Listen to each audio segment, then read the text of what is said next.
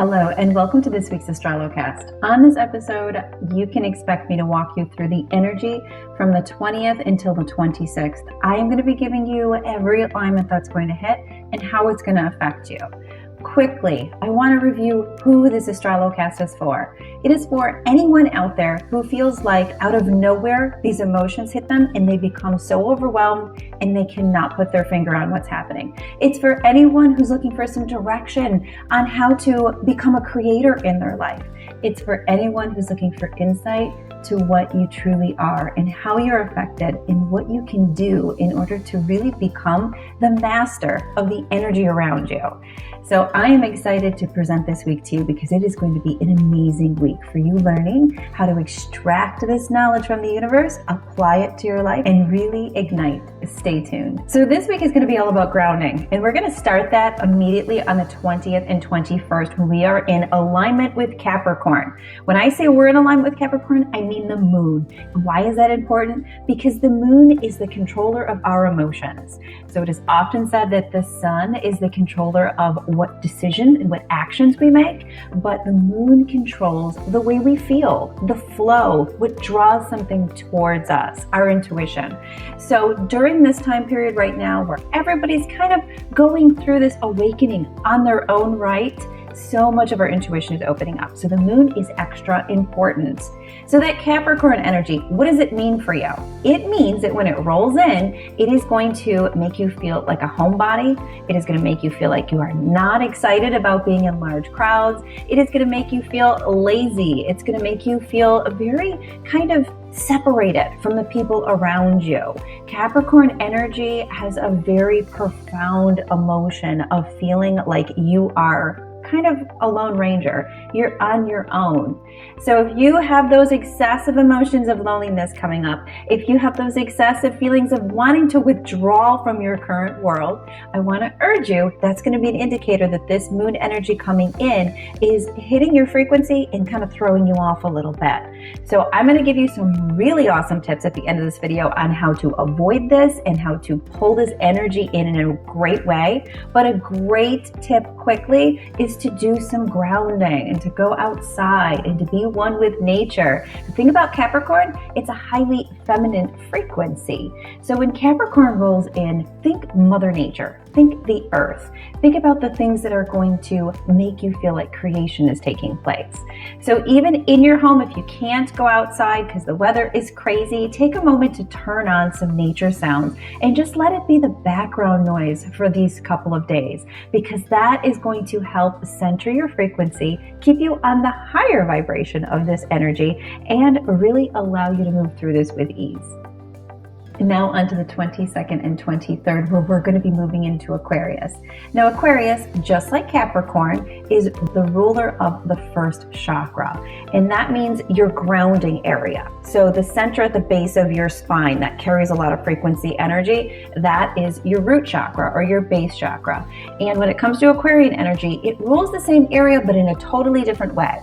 While Capricorn is very much about the feminine ruling of it, the Aquarian energy is very much about the masculine ruling of it. So if you can think the difference between feminine and masculine tends to come in as an extremely powerful force and doesn't do things slightly, doesn't do things a little bit, it really pulls it through. So some great ways to stay balanced when this energy comes through are going to be grounding techniques.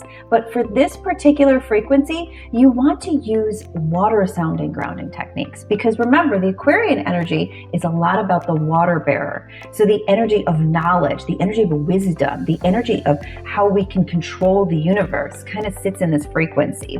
So during this time period, you may feel yourself being angry about the state of the world, being angry about the way people react and behave towards certain things, and just generally having almost this grumpiness be behind your frequency. But if you can harness the positive energies as they come through instead of those negative ones, so if you can can keep your head straight to say, look, I'm feeling this way because of this alignment and this frequency is coming in. Instead, I am going to turn on some music and listen to some waterfalls, or I'm going to go for a walk or a hike by some water or a stream, or sit by a pond, whatever you're able to do.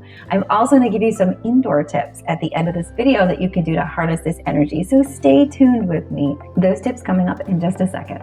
Last but not least, we move into the 24th and 25th, in which we're going to come into alignment with Pisces. Now, Pisces is a feminine energy. It has to do a lot of frequency will move through that second chakra center. So the area in which your female organs sit, the area in which your bladder is, the area in which your intestines is, that whole section there is heavily ruled by the Pisces energy. So during this time period, from a physical standpoint, you may notice a little bit of extra bloating, a little bit of extra gas. That's going to be a sign that your frequency isn't attuned to what's coming in. And I'm going to give you some tips on how to fix that in just a moment. Also, what can come up during this time period is this kind of laziness, where you just don't want to do anything. You just don't want to go anywhere. You're lazy and you don't feel like being around people, and you don't want to finish projects that you started. So this is not the best time to begin a project in the first place. But a great way to move out of that state when it comes to Pisces is to be creative, because Pisces is all about creating something new. It's all about letting that intuitive energy flow. And as much as it rules that lower second center, it also rules our pineal gland, which is the house of so much intuition. So if you could take some time to do anything creative, whether it is sitting and doing some drawing, whether it's doing some music writing, whether it's just putting some earphones on and just allowing your energy to flow through and your imagination to take its course, that is an excellent way to harness this Pisces energy. Stay on the higher end of the frequency. And how is that going to benefit you? The more you're on the higher end of the frequency, the more the energy flows through you in a more fluid way. When it flows through you in a more fluid way, then you have a lot more power going to you. And that makes you a prime creator in your world. Okay, so next we're going to chat about tips on how you can harness all of this. Now, those of you who are in the exclusive Astrolo family, you are already well aware of many of these tips because you're in our monthly classes, in which we really look at the full moon energy and the new moon energy and any major things that are coming through. But for those of you who are just watching these public videos, a great way to stay balanced is to harness the energy within you, or the meridians that flow. And a wonderful way to do that is the Astrolo yoga poses.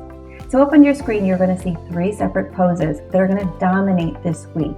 One is Capricorn, the next is Aquarius, and last we have Pisces.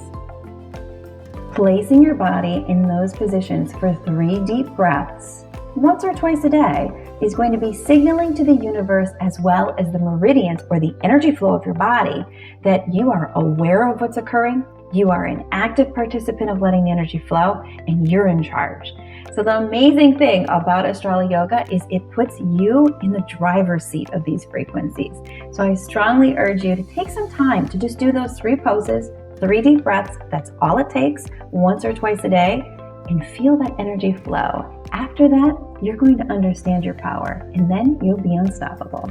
Thank you so much for watching this episode of the AstroloCAST. Join me next week, and do not forget to please share this cast so that we can help everyone out there who's struggling with what they may think is mental health, but truly is just being awakened, aligned, and intuitive, and awakening to the energy of the universe, which is what we're all here to do in the first place.